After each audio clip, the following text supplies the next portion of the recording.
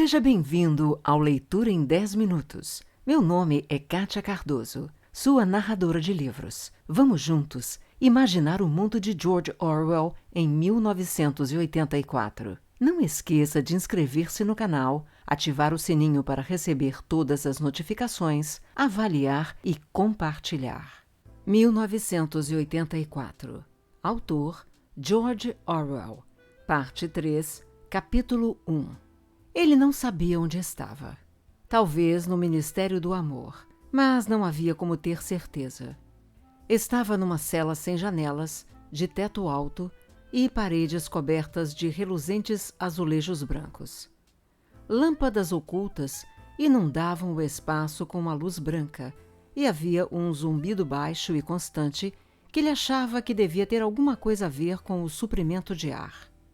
Um banco ou uma prateleira de largura apenas suficiente para que a pessoa se sentasse corria ao longo da parede, com a porta como única interrupção de um lado e na parede oposta, um vaso sanitário de madeira sem assento. Viam-se 4 teletelas, uma em cada parede. Sentia uma dor surda na barriga. Estava assim desde que o haviam jogado num carro fechado e levado embora. Mas também estava com fome, uma fome feroz que o atormentava. Devia fazer 24 horas que não comia, se não fossem 36. Até agora não sabia. Talvez nunca viesse a saber se havia sido preso de manhã ou à noite. Desde então, não recebera nenhum alimento. Estava sentado tão quieto quanto possível no banco estreito, com as mãos cruzadas sobre o joelho. Já aprendera a ficar sentado imóvel. Se fizesse movimentos inesperados, gritavam pelas teletelas. Mas a necessidade de comer aumentava. O que mais queria era um pedaço de pão. Tinha uma vaga ideia de que restavam algumas migalhas no bolso do seu macacão. Era até possível. Tinha essa sensação porque de vez em quando sentia que alguma coisa fazia cócegas em sua perna. Que houvesse um bom pedaço de casca. Afinal, a tentação de saber foi mais forte que o medo. Enfiou a mão no bolso. Smith!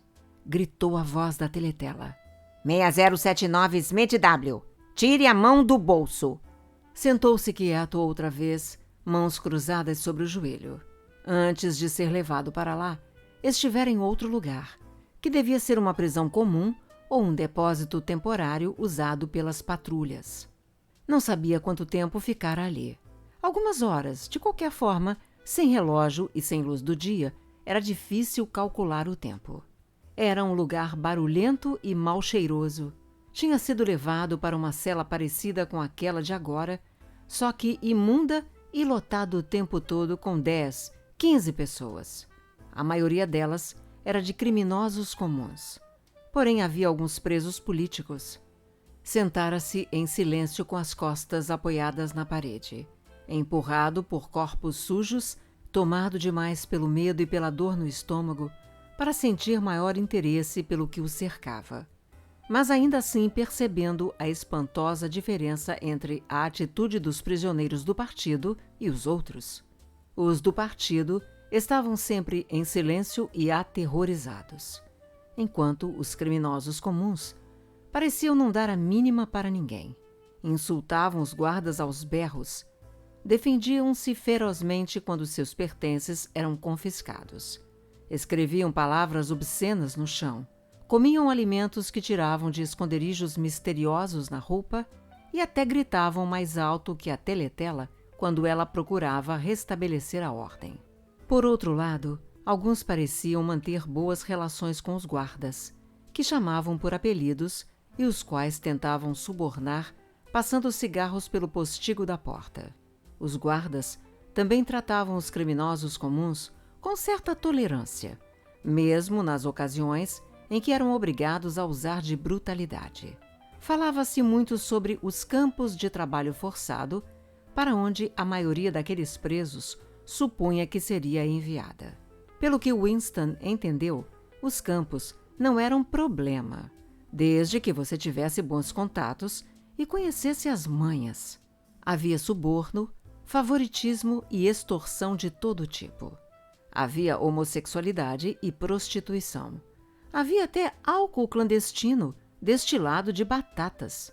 Os cargos de confiança eram reservados para os criminosos comuns, em especial os malfeitores e assassinos, que formavam uma espécie de aristocracia.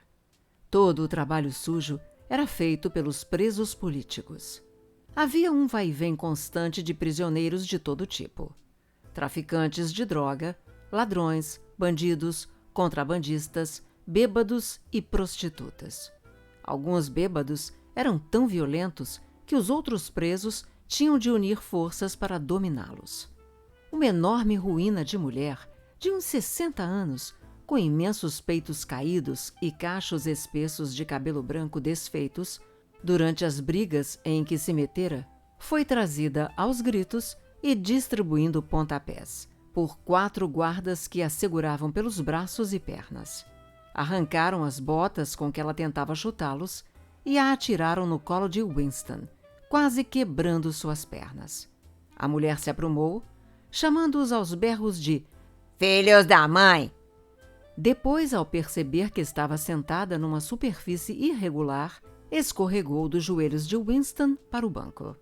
"Desculpe, queridinho. Eu nunca teria me sentado em cima de você. Foram aqueles sacanas que me sentaram.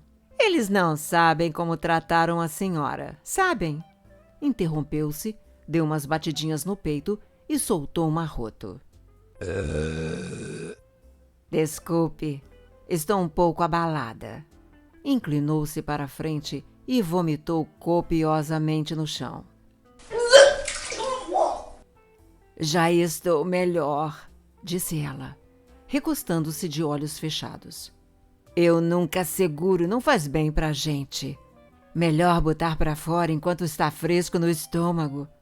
Recuperou-se, olhou de novo para Winston e deu a impressão de ter se afeiçoado imediatamente a ele. Passou um braço enorme em torno de seus ombros e puxou para si, bafejando cerveja e vômito no rosto dele. "Como é o seu nome, queridinho?" "Smith", disse Winston. "Smith? Engraçado. Meu nome também é Smith. Poxa", acrescentou sentimental. "Eu podia ser sua mãe." Ela podia mesmo ser sua mãe, ele pensou. Tinha a idade e o corpo adequados para o papel.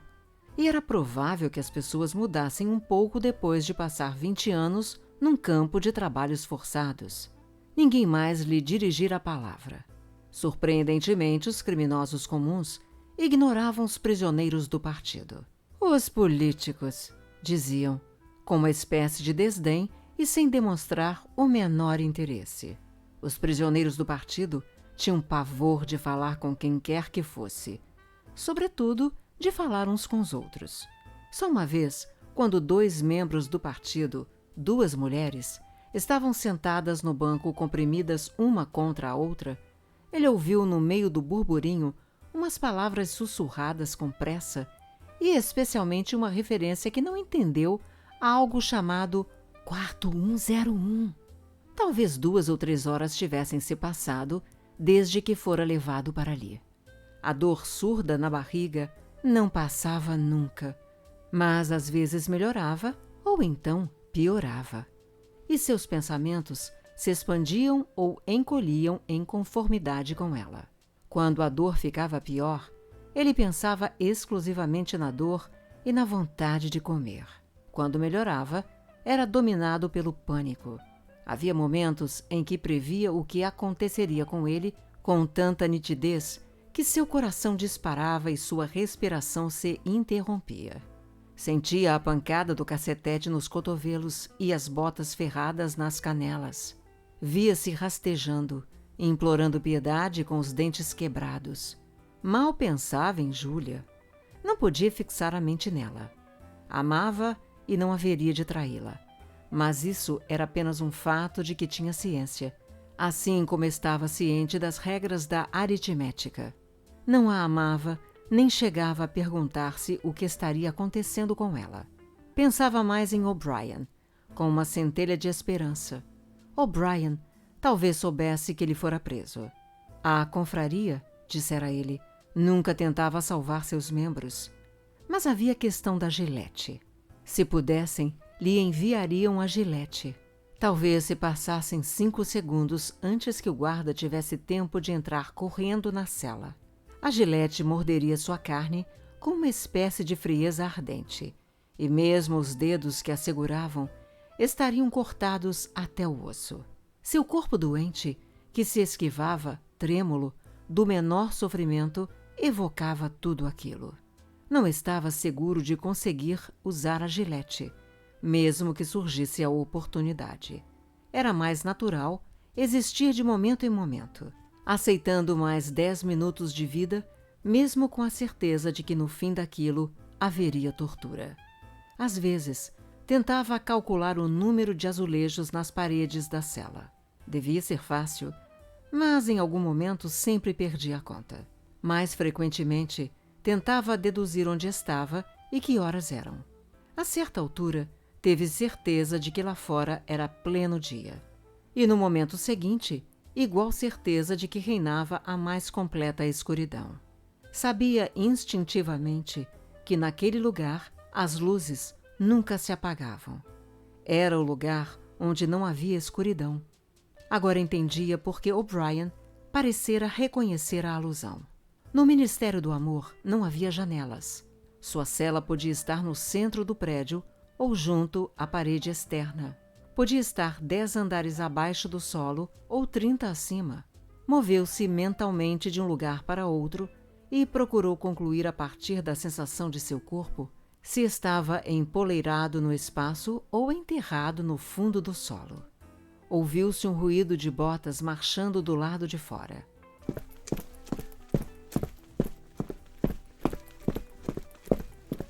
A porta de aço se abriu com um estrondo. Um jovem oficial, um indivíduo impecável, de uniforme negro, que parecia rebrilhar inteiro em seus couros engraxados e cujo rosto pálido, de feições retilíneas, parecia uma máscara de cera, avançou com aprumo porta adentro. Com um gesto, indicou que os guardas do lado de fora fizessem entrar o prisioneiro que conduziam. O poeta Ampleforth entrou tropeçando na cela.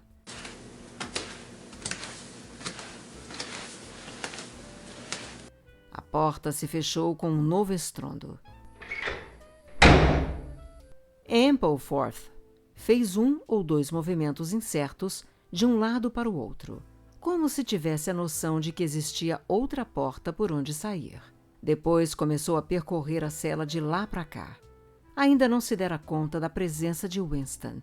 Seus olhos agitados fitavam a parede mais ou menos 1 metro acima da cabeça de Winston. Estava descalço, artelhos grandes e sujos escapuliam pelos buracos das meias. Também ele não se barbeava havia vários dias. Uma barba rala cobria seu rosto até os pomos, dando-lhe um aspecto de truculência que não combinava com seu amplo físico vulnerável e seus movimentos nervosos. Winston sacudiu-se um pouco de sua letargia. Precisava falar com Ampleforth e correr o risco de ouvir o berro da teletela. Era até possível que Ampleforth fosse o portador da gilete. "Ampleforth!" exclamou. A teletela não se manifestou. Ampleforth estancou, um tanto surpreso. Pouco a pouco, seus olhos conseguiram focalizar o Winston. "Ah, Smith?" disse ele. "Você também. Por que você está aqui?" "Para dizer a verdade..." Ampleforth sentou-se desajeitadamente no banco em frente a Winston. "Só existe um delito, não é mesmo?" disse ele. "E você o cometeu?" "Pelo visto, sim." Apoiou a mão na testa e apertou as têmporas por um momento, como se tentasse recordar-se de alguma coisa. "Essas coisas acontecem." Começou incerto. "Consegui recordar-me de uma ocasião possível. Foi uma indiscrição, sem dúvida. Estávamos preparando uma edição definitiva dos poemas de Kipling. Deixei a palavra Deus no final de um verso. Não consegui agir de outro modo, acrescentou quase indignado, erguendo o rosto para olhar Winston. Impossível mudar o verso. O problema era a rima. Só existem 12 palavras em toda a língua com aquela rima. Você sabia? Passei vários dias vasculhando a mente, mas não encontrei a rima. Sua expressão mudou. O aborrecimento deixou de estampar-se nela e por um momento ele pareceu quase contente. Uma espécie de calidez intelectual. A alegria do pedante que fez um achado inútil brilhou entre a sujeira e o cabelo ralo. Alguma vez lhe ocorreu de que a história da poesia inglesa foi determinada pelo fato de a língua inglesa carecer de rimas? Não, aquele pensamento em especial jamais ocorrera a Winston. Aliás, dadas as circunstâncias, tampouco lhe pareceu muito importante ou interessante. Você sabe que horas são? Perguntou Winston. Ampleforth fez de novo um ar surpreso. Eu nem tinha pensado nisso. Eles me prenderam. Acho que há uns 2, 3 dias, talvez. Seus olhos percorreram as paredes, como se esperasse encontrar uma janela em algum lugar. Não há diferença entre o dia e a noite neste lugar. Não sei como fazer para calcular o tempo. Conversaram caoticamente durante alguns minutos. Depois, sem motivo aparente, um grito da teletela mandou que se calassem. Fiquem quietos! Winston sentou-se quieto com os dedos entrelaçados. Ampleforth, grande demais para sentar-se com algum conforto no banco estreito, mexia-se irrequieto de um lado para o outro, cruzando as mãos ossudas, ora em torno de um joelho, ora em torno do outro. A teletela berrou para ele ficar quieto. Fique quieto! Algum tempo se passou. 20 minutos, 1 hora, difícil saber. Mais uma vez ouviu-se o som de botas lá fora.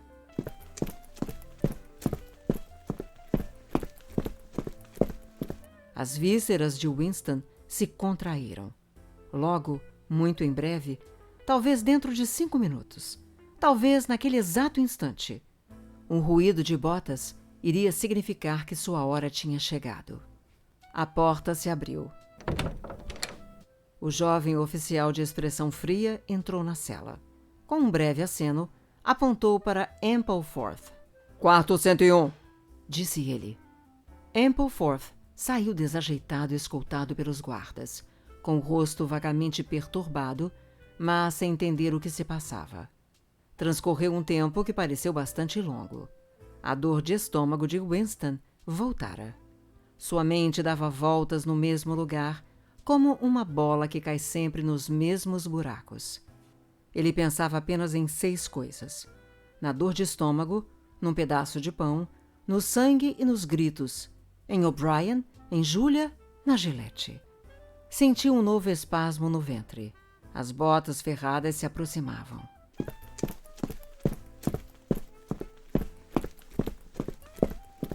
Quando a porta se abriu, a onda de ar que ela gerou fez entrar um cheiro forte de suor frio. Parsons entrou na cela. Vestia uma bermuda caque e uma camisa esporte. Daquela vez, Winston se assustou a ponto de esquecer-se da própria situação. Você aqui? Falou Winston. Parsons dirigiu a Winston um olhar em que não havia interesse nem surpresa, só infelicidade. Começou a andar nos arrancos de lá para cá, aparentemente incapaz de parar quieto. Toda vez que estendia os joelhos rechonchudos, dava para perceber que eles tremiam. Seus olhos esbugalhados, fixos, mostravam que não conseguia deixar de fitar alguma coisa a média distância. — Por que você está aqui? Perguntou Winston. — Pensamento crime, disse Parsons, quase soluçando. O tom de sua voz indicava também a completa admissão de sua culpa e uma espécie de horror incrédulo com o fato de que a expressão pudesse lhe ser aplicada. Parou na frente de Winston e começou a dirigir-lhe apelos ansiosos. — Você não acha que eles vão me fuzilar, meu velho, não é mesmo? Não fuzilam você se na verdade você não fez nada.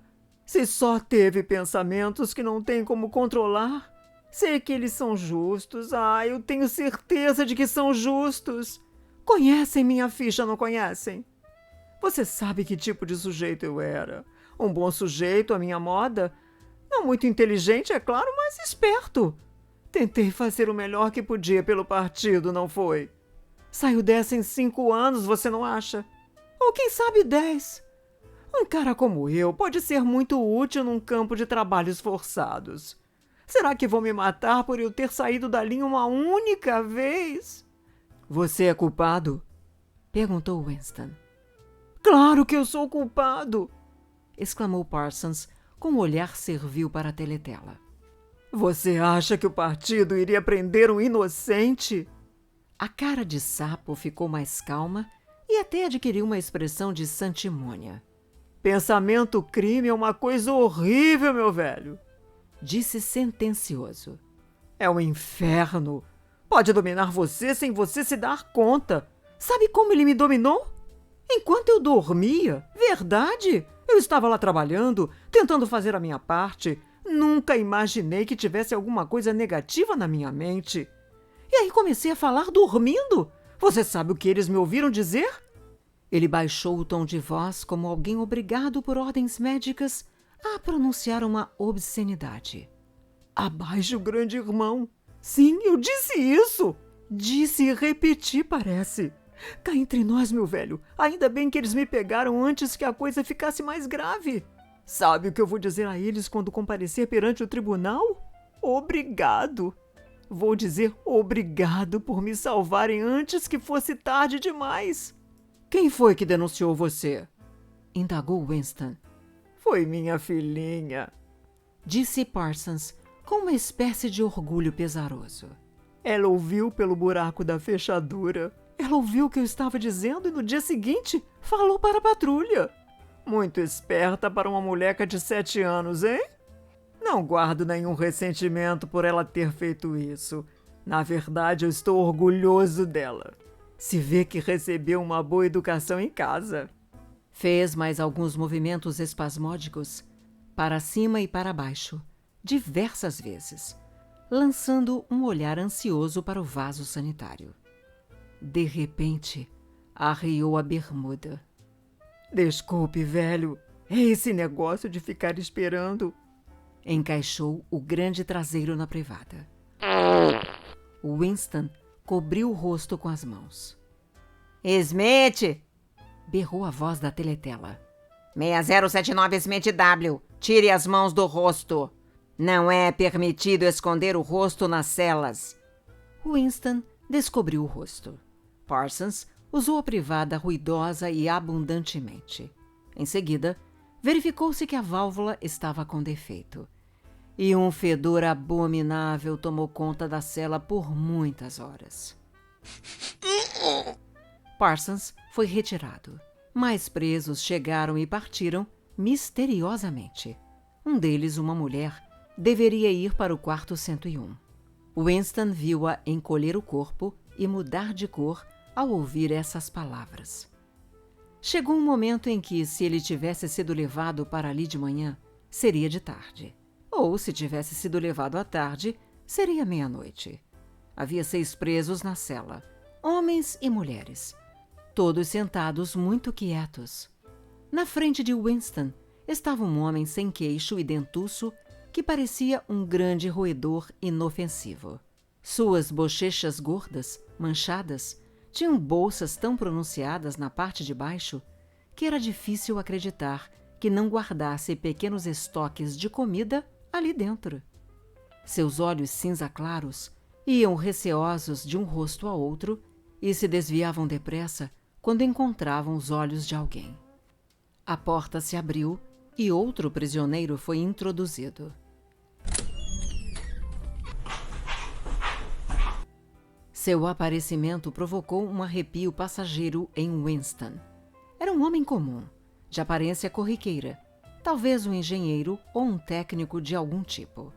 Mas o que causava espanto era a magreza do seu rosto. Tinha o aspecto de uma caveira.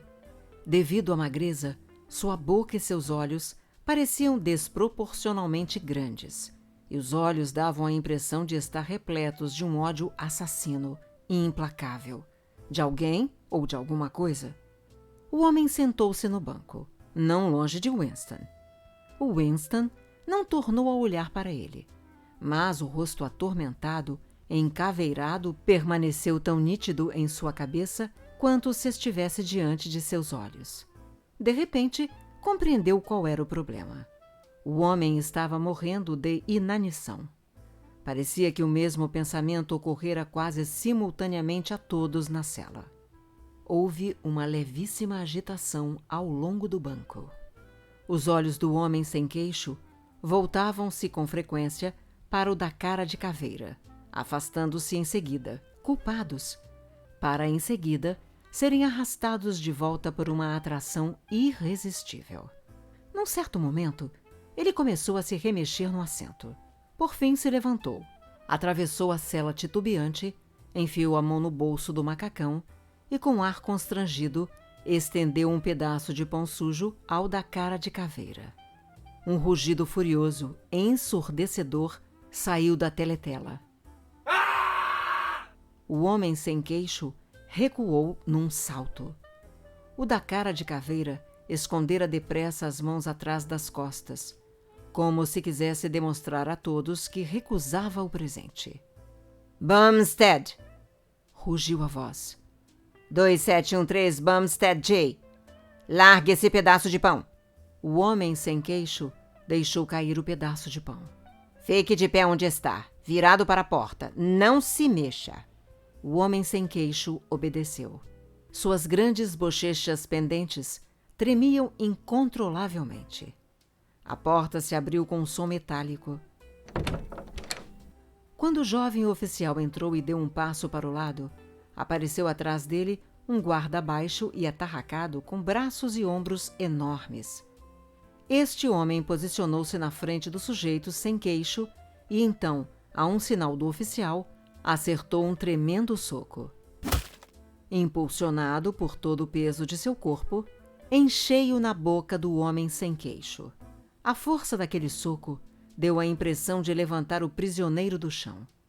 Seu corpo foi arremessado para o outro lado da cela, indo cair junto à base do vaso sanitário. Por um momento ficou ali caído, atordoado, com sangue escuro escorrendo da boca e do nariz. Ouviu-se um gemido ou um guincho muito débil, que parecia inconsciente. Em seguida, ele rolou e ficou de quatro, apoiando-se inseguro nas mãos e nos joelhos. Em meio a uma torrente de sangue e saliva, as duas metades de uma dentadura caíram-lhe da boca. Os prisioneiros estavam sentados muito quietos, com as mãos cruzadas sobre os joelhos. O homem sem queixo retornou ao seu lugar. Em um dos lados de seu rosto, na parte de baixo, a carne começava a escurecer. A boca inchada era uma massa informe cor de cereja com um buraco negro no meio. De vez em quando, pingava um pouco de sangue no peito do macacão. Os olhos cinzentos ainda iam de rosto para rosto, mais culpados do que nunca, como se o homem estivesse tentando descobrir a que ponto os demais o desprezavam por causa da sua humilhação. A porta se abriu. Com um gesto imperceptível, o oficial indicou o cara de caveira. Quarto 101, disse ele. Houve um arquejo e uma agitação ao lado de Winston. O homem se jogara de joelhos no chão, de mãos postas. Camarada oficial, não precisa me levar para aquele lugar. Eu já lhe disse tudo, não disse? O que mais o senhor quer saber? Confesso tudo o que o senhor quiser, tudo. É só me dizer o que é, que confesso na hora. Escreva que eu assino qualquer coisa, mas o quarto 101 não. Quarto 101, disse o oficial. O rosto do homem, já muito pálido, ficou de uma cor que Winston não teria acreditado que fosse possível. Era definitivamente, inquestionavelmente, um tom de verde. Faça o que quiser comigo. O senhor está me matando de fome há várias semanas. Acabe com o assunto de uma vez e me deixe morrer. Me dê um tiro, me enforque.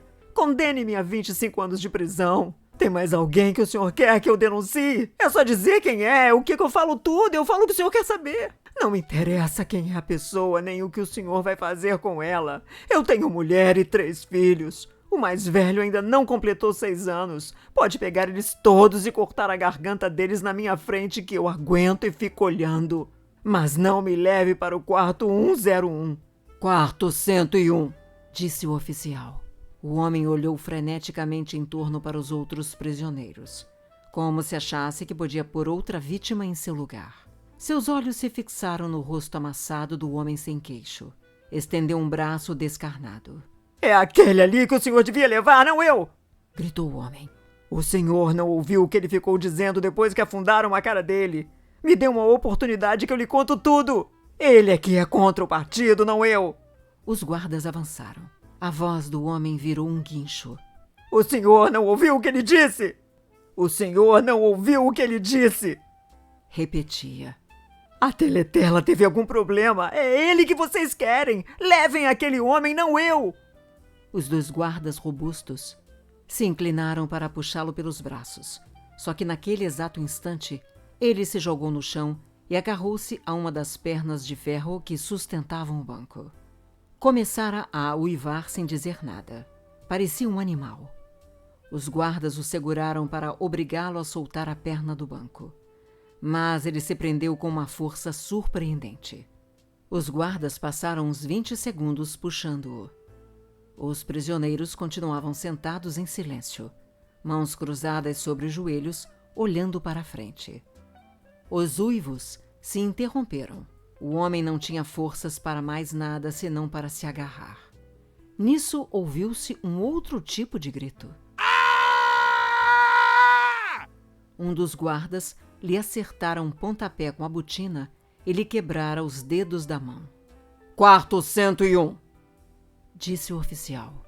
O homem foi levado para fora, trôpego, cabeça afundada nos ombros, protegendo a mão esmagada, esgotado, sem forças para resistir. Muito tempo se passou. Se o cara de caveira tivesse sido levado à meia-noite, então agora era de manhã. Se tivesse sido levado de manhã, agora era de tarde. O Winston estava sozinho. Fazia horas que estava sozinho. A dor de ficar sentado no banco estreito era tal que ele se levantava com frequência e andava sem que a teletela o repreendesse. O pedaço de pão continuava onde o homem sem queixo o deixara cair. No começo era preciso um grande esforço para não olhar. Mas logo a fome deu lugar à sede. Sua boca estava pegajosa e com um gosto ruim. O zumbido constante e a luz branca inalterável produziam uma espécie de tontura, um sentimento de vazio em sua cabeça. Ele se levantava quando a dor nos ossos ficava insuportável. Depois voltava a sentar-se quase no mesmo instante, porque estava muito atordoado para ter certeza de que ia conseguir ficar de pé.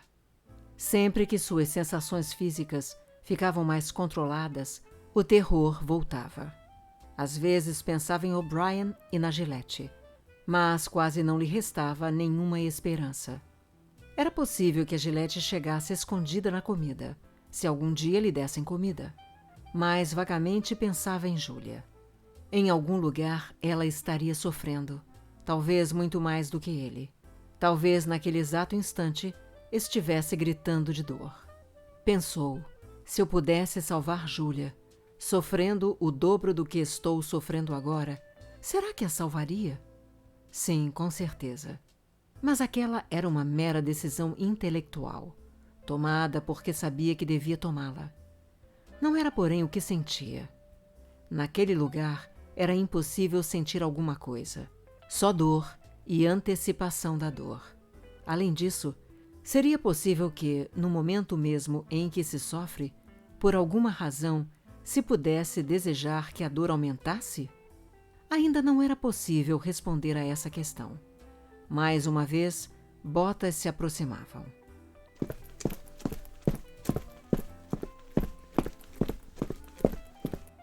A porta se abriu. Entrou O'Brien. Winston ergueu-se, sobressaltado. O impacto do que via eliminara dele toda a prudência. Pela primeira vez em muitos anos, esqueceu a presença da teletela. Pegaram você também, exclamou. Me pegaram há muito tempo, disse O'Brien com uma ironia suave, quase pesarosa. Deu um passo para o lado. De trás dele surgiu um guarda de peito largo, segurando um longo porrete negro. Você sabia disso, Winston? Não se iluda, você sabia, sempre soube, disse O'Brien. Era verdade. Agora percebia. Sempre soubera. Mas não havia tempo para pensar naquilo. Só tinha olhos para o porrete na mão do guarda. Podia atingi-lo em qualquer lugar. No alto da cabeça, na ponta da orelha, no antebraço, no cotovelo. O cotovelo! Escorregou até ficar de joelhos, quase paralisado, segurando o cotovelo atingido com a outra mão. Tudo explodira numa luz amarela. Inconcebível, inconcebível mesmo, que um golpe pudesse causar tanta dor. A luz ficou mais clara e ele pôde ver os dois olhando para ele. O guarda ria de suas contorções. Pelo menos uma das perguntas estava respondida. Nunca, por nenhuma razão neste mundo, seria possível desejar um acréscimo de dor. Quanto à dor, só era possível desejar uma coisa: que ela cessasse. Nada no mundo era tão ruim quanto a dor física. Diante da dor, não há heróis. Não há heróis. Pensava uma e outra vez, contorcendo-se no chão e segurando inutilmente o braço inutilizado. Obrigada pelo seu tempo e por ter ficado comigo até agora. Se você gostou, inscreva-se no canal, avalie e compartilhe, pois isto incentiva o meu trabalho.